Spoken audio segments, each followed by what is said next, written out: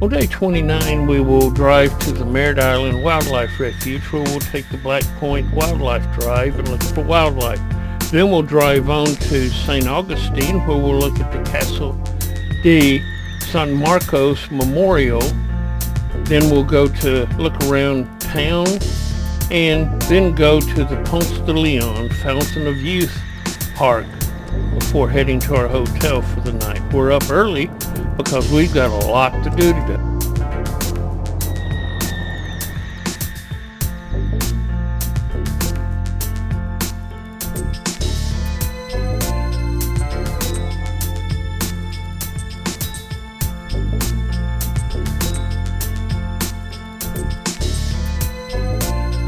About dawn, we're entering the Merritt Island National Wildlife Refuge.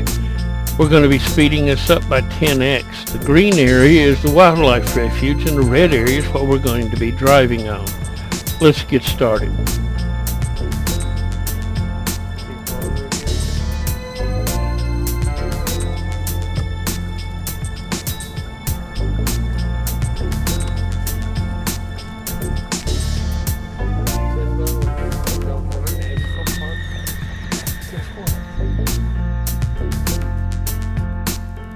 This is what it's going to look like, a lot of ponds and marshes. We're going to see a lot of water birds while we're here.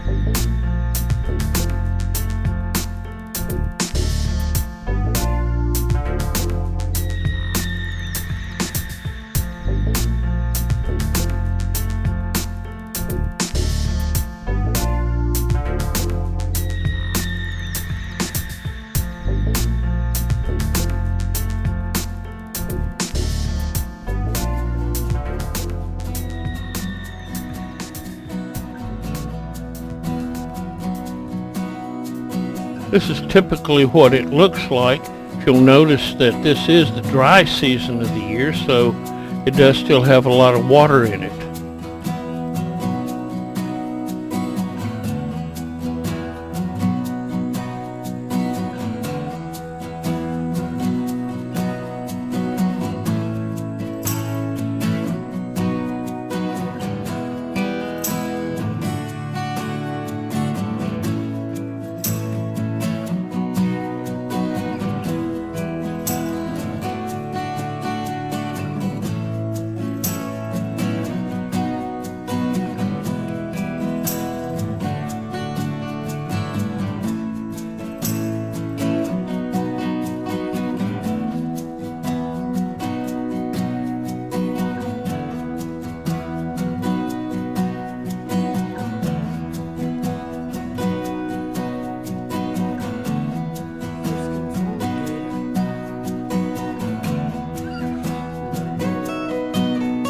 The mangrove roots grow thickly into the mud so that they have hiding places for small animals and fishes.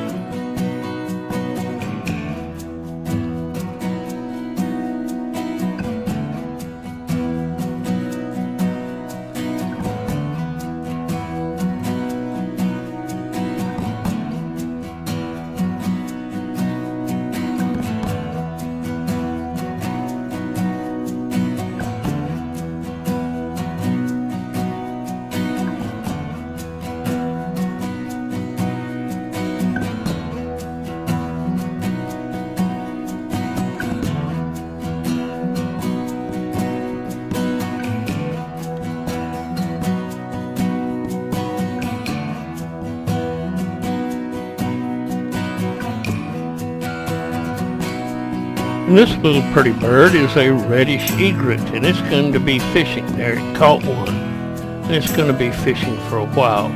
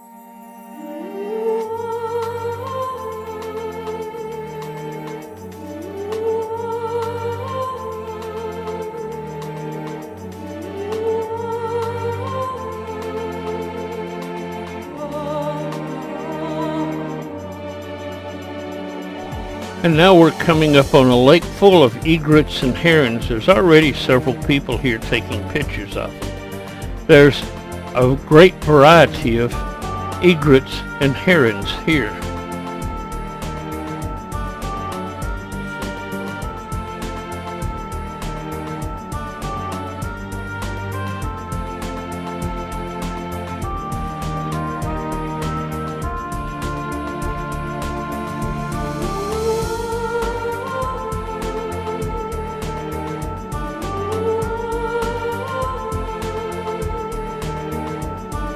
This pretty bird is a tricolor herring, and the snowy egret is the white one at top. We're going to see a lot of these tricolor herons.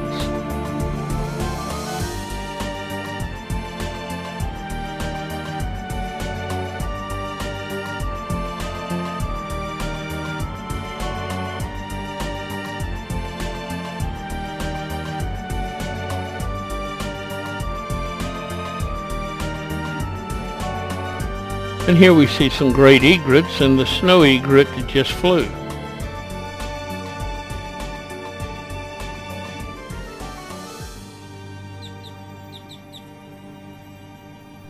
The grayish bird in the middle is a great blue heron.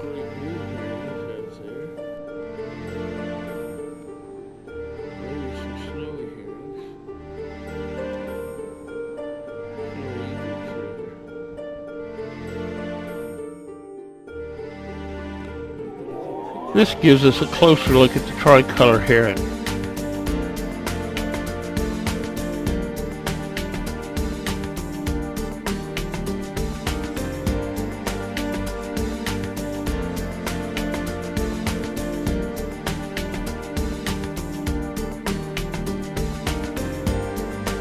A small black and white bird walking along the shoreline is a black-necked stilt, and we'll see several of those out here.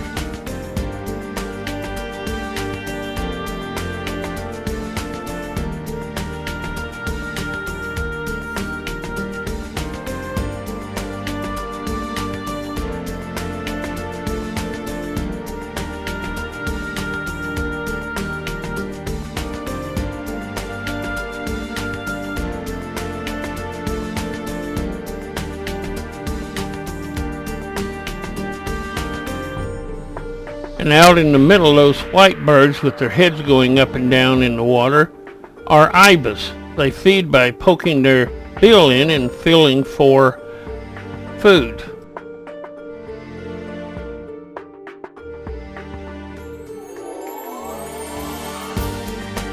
We've seen several large alligators as we've gone around.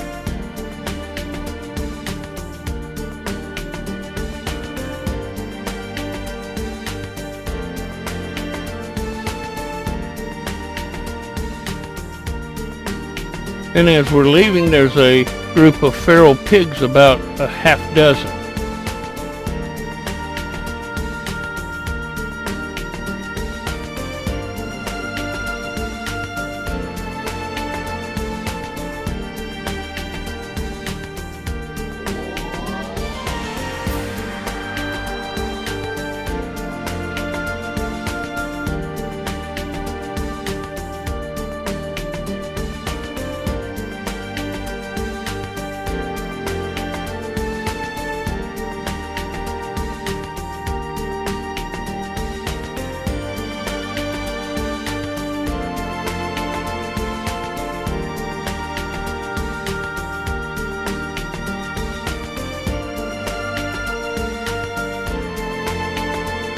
Soon we're heading back through Titusville and heading on towards St. Augustine.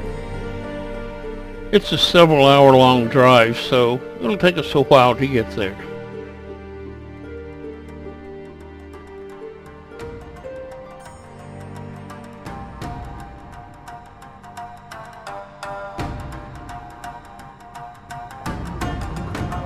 And now as we enter St. Augustine, we're going to be heading to the downtown area and see the Castillo de San Marcos National Monument.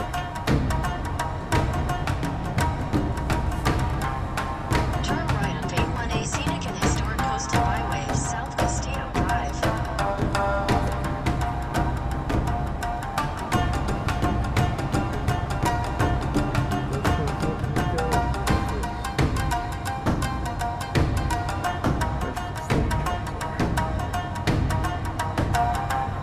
The fortress is on our left, and it's going to be very hard to find parking, but we finally do. The fort was in one corner of St. Augustine, and people would flee here when they needed protection.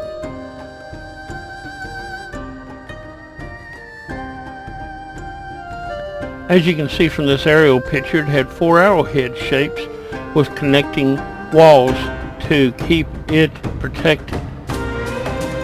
We had to wait in line a long time since there were many people and they were only letting a certain number in at any one time.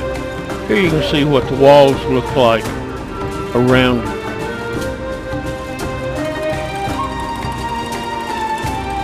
It had a dry moat, and then it had a drawbridge over the moat at the gate area to keep people out. Again, you can see the 4 arrowhead corners and the protection for the gate, and this is how they built it. They built walls and then they built the chambers alongside it. We're going to go through this gate now. St. Augustine was the northernmost outpost of the Spanish Empire, and the fort was started building in 1672 and took them 3 years to finish it.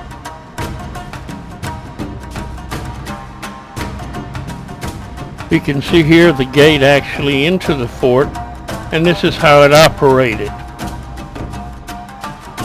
This cutaway drawing shows our route through the fort.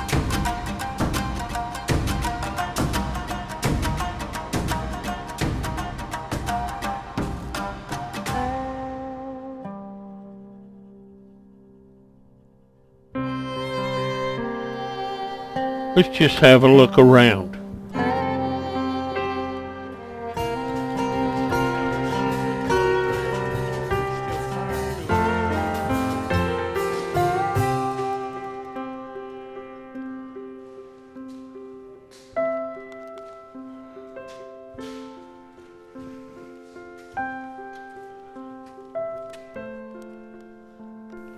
Up on the second level is where the cannons were. There were 60 cannons of various sizes installed, and the largest ones had a range of 3.5 miles.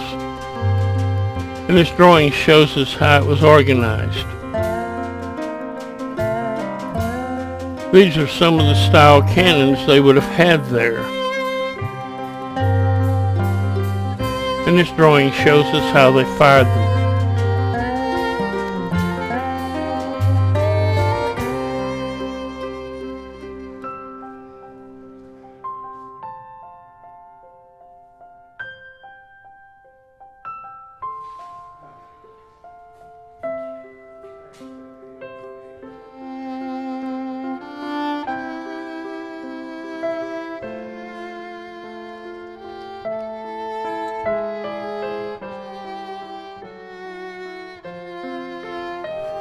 Now it's time to leave the fort and to explore the rest of St. Augustine.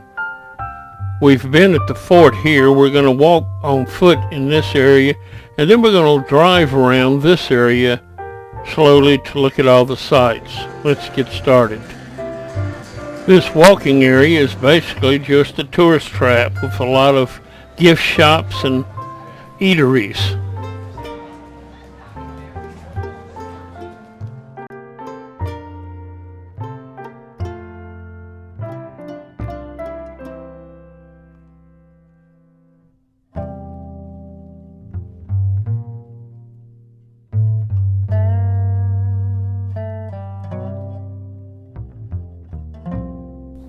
These right here are where the original gates would have been to come into the city, which was walled all the way around it. And now let's go driving and looking around some. This is the Florida National Guard headquarters. I've speeded this up just a little bit so we can cover the whole area, but you can see fairly well what it looks like along the little back streets.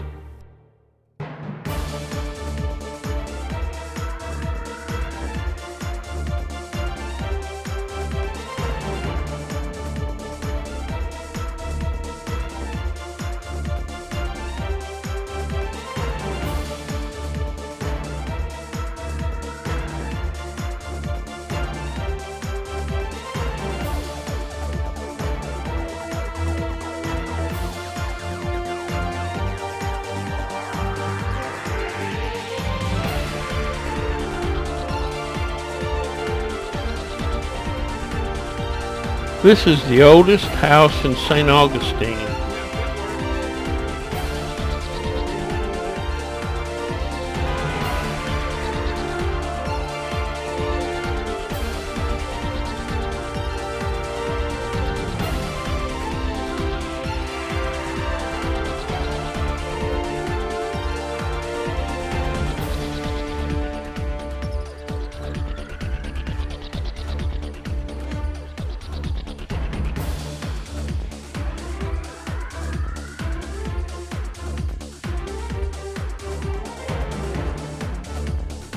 And this is a statue of Pounce de Leon. Tradition is that he found the Fountain of Youth here in St. Augustine. So let's head out and go look at it.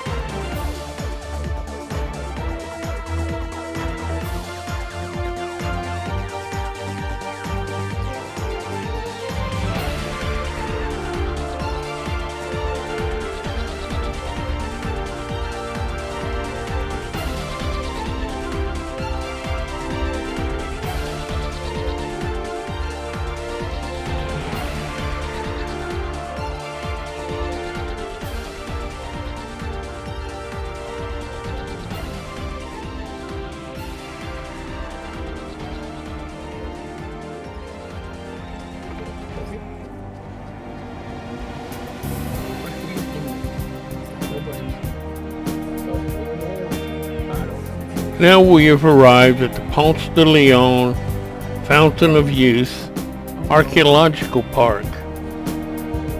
You have to buy tickets to get in here and to look around. It has a lot to do here with many demonstrations and things to do, but we basically came to look at the spring house and to taste the water. Inside the spring house they have various displays set up of what the natives would have looked like in this area, and of course you got to get a drink of the Fountain of Youth water. In fact, Deborah the Explorer liked it so much she had a second glass.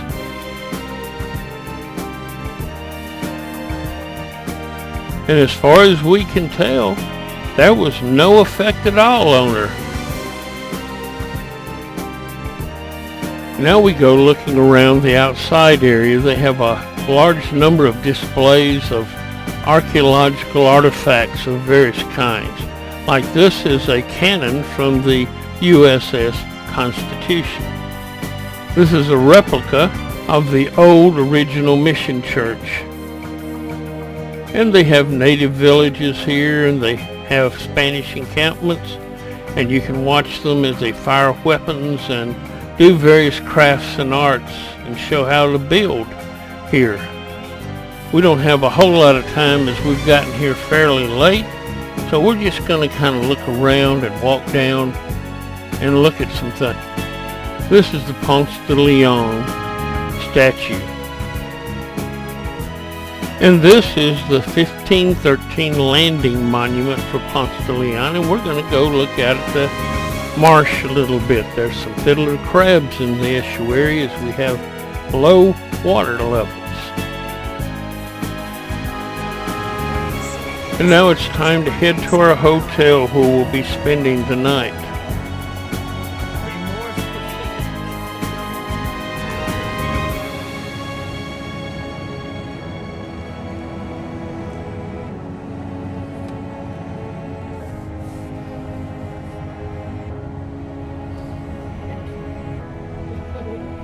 Soon we're arriving at the Comfort Inns and Suites, and we'll stay a couple of nights here.